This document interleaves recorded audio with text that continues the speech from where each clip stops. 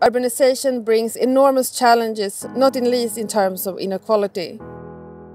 When cities are poorly planned, it is often followed by widening gaps between urban centers and the outskirts, and between different groups in the society.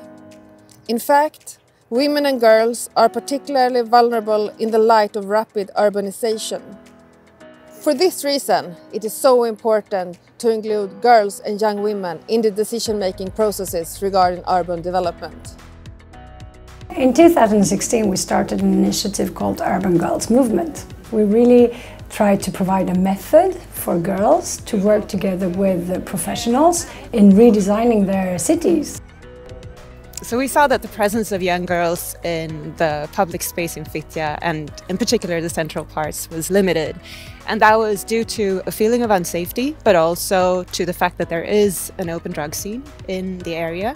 So we saw that Fittja was a particular priority when it comes to listening to young girls and making their voices heard.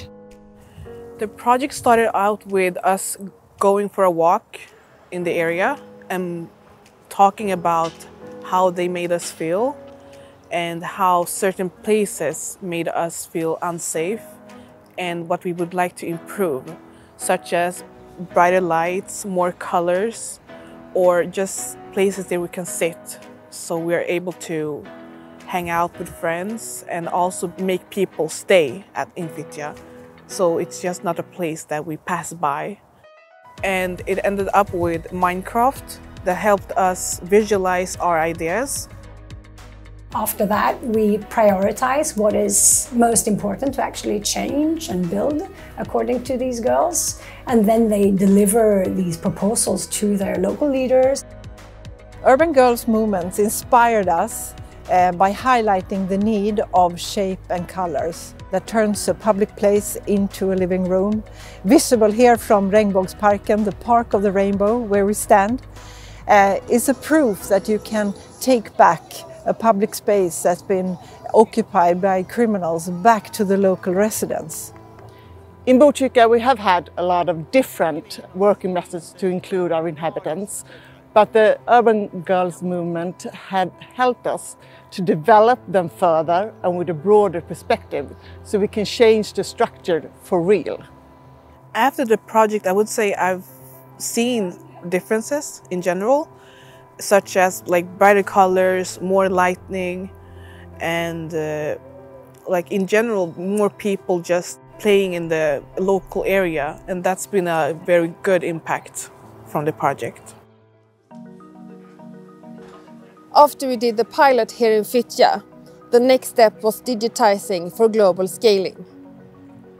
The toolbox consists of 9 blocks, representing the 3 phases of urban development processes. The toolbox provides a clear guideline on how to carry out the project, while still allowing flexibility and context sensitivity.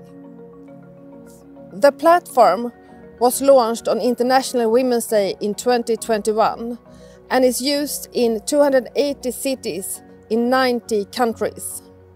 The Her City team is currently supporting 10 flagship projects around the world, the first one taking place in South Africa, Johannesburg.